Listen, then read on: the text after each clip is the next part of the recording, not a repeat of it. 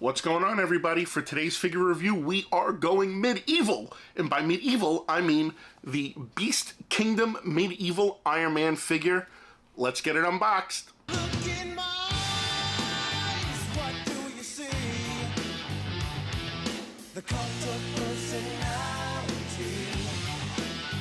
I know your anger, I know your dreams. What's going on, everybody, and welcome back to the channel. That is correct. I have in hand the Beast Kingdom Medieval Knight Iron Man. So you're probably wondering why I picked this up. Well, I thought it could go in line with my Mythic Legions. After giving it a look, I was like, wow, okay. I don't know how it scales, but it's definitely cool, and I think it'll fit in there. So let's go ahead. Let's get this on the turntable. Let's take a look at the box, and we'll go from there.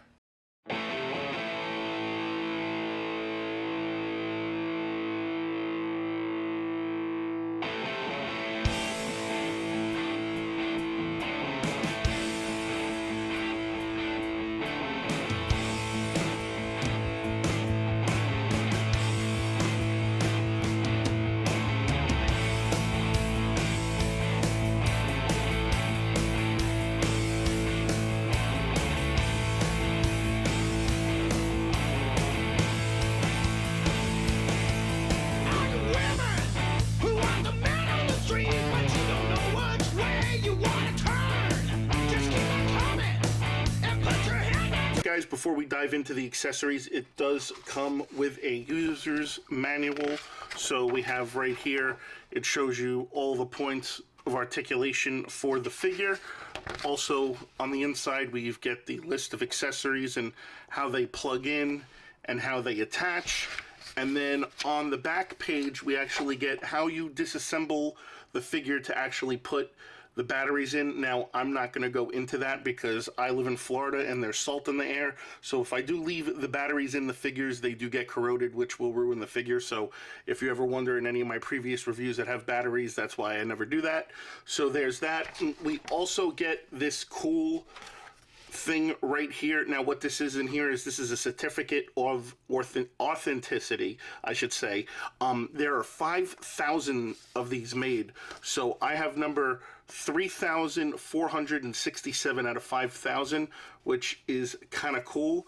So yeah, I didn't realize that this was a limited quantity figure. So pretty cool there. So all right, let's go ahead now and let's dive into the accessories. And let's take a look at the accessories. So we get this really cool Iron Man figure stand. It says right there, Iron Man Medieval Knight, and you got the cool like Iron Man logo on there. This is just your very basic run-of-the-mill figure stand. There's nothing special to it. You know, these seem kind of flimsy, so I've never had good luck with those types of clamps in the past, but the figure stand is pretty cool. I like, again, how it says Iron Man Medieval Knight, and you got that cool Iron Man logo right there. Then we have a couple of hands. So the same set are for left and right hands. We've got a regular fist left and right, and that candy apple metallic paint on these hands are really cool, and you're going to notice that theme as we go on through the video.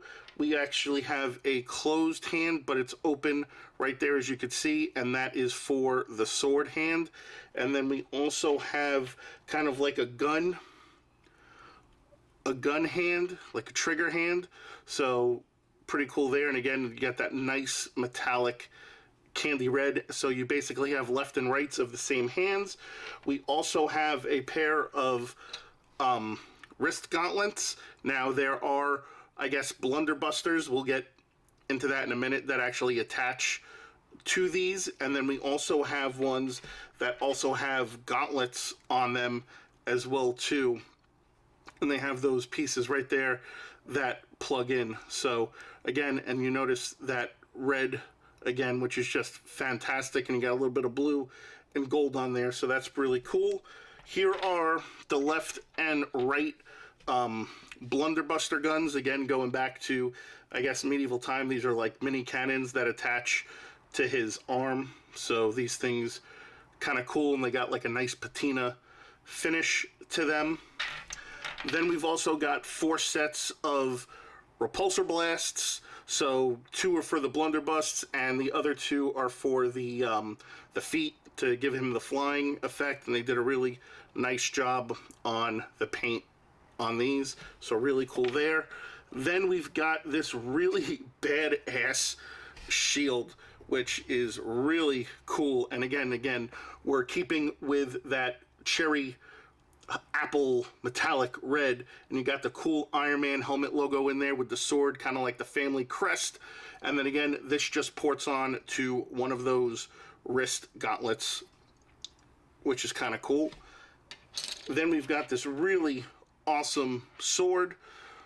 So it's got a sheath to it, so you can pull that out. And then again, you've got that really nice red on there with black and gold. And then the sheath itself is really nice. So that actually goes into the waist. So again, just slides right in like that. So really nice there. And of course, last but not least, we actually have an unmasked Tony Stark portrait. So this is what Tony Stark would look like back in medieval times. So again, that candy apple red paint is just freaking amazing, and the gold is really nice too. The gold's more of a matte, but that red just really pops. And again, there's a ball joint in there, so it just pops right on. And again, you've got that portrait, which looks really good. So with that being said, now let's go ahead and let's bring in the figure. All right, guys, and here is the figure, and man, does this thing look badass. First impressions, really cool. Again, the theme with the candy red paint is awesome. There's also little innuendos and things on here that are kind of cool. So like if you notice right here, he's got like the shield logo on part of the gauntlet, which is really cool. The helmet looks very medieval, which that's the whole point of it. You know, we've got like little mini blue sapphires here, which are kind of supposed to be like maybe like innuendos to arc reactors. So overall, paint job on this looks really cool.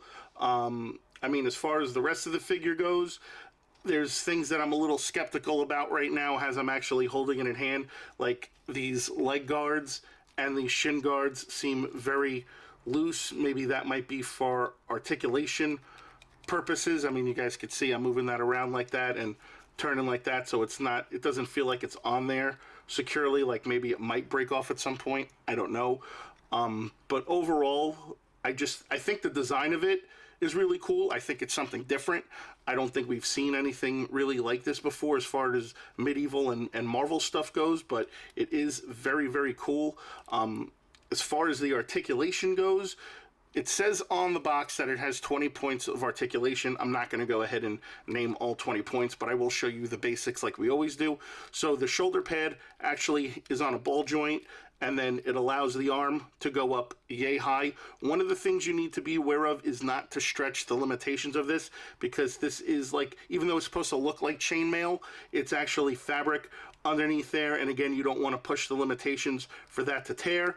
The elbows are single jointed. There is a little bit of pivoting with the wrist. As far as the torso crunch goes, there really is none. The armor kind of hinders that from happening. As far as head motion goes, there really isn't much you can do with this because of these side pieces right here. So you can turn it left very little and right very little. It'll go back and it'll go down that far. That's about it. The legs go out yay high. Again, you don't want to stretch the limitations and also run the chance of breaking the plastic. The leg goes that far up and that far back. The knees are double jointed, which is cool. As far as the rest, there is not really a quad turn on there. There is some pivoting with the ankle, and you do have some toe articulation. So that's really about it as far as the articulation goes for the figure. There really isn't much, but it is a badass looking figure. Again, just I'm not too keen on these parts being so loose like that. I don't know if that's the way they intended the design to be, but that's just my opinion. So other than that, you guys know what time it is. Let's go ahead and let's get this thing into some poses. Because I'm the one that's gonna make you burn. Oh, I wanna take you down. Yeah, down. So don't you move out. I gotta pull it.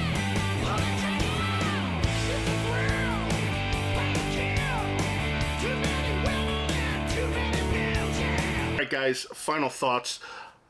I'm kind of on the fence about how I feel about this one, only because of how limited the articulation is. I think if they added a little bit more to it, I think this figure could have been great. I'm not saying that it's crappy. It is a cool figure, especially if you want to keep it in kind of like a static pose, you know, maybe just like a museum style pose with, you know, maybe sword in one hand, the shield in the other.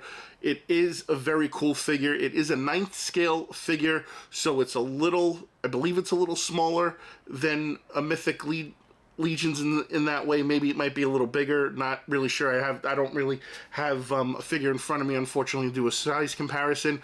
But it is within that Mythic Legions lore, I feel, because it is a knight. So it is something maybe you could work into your Mythic Legion collection.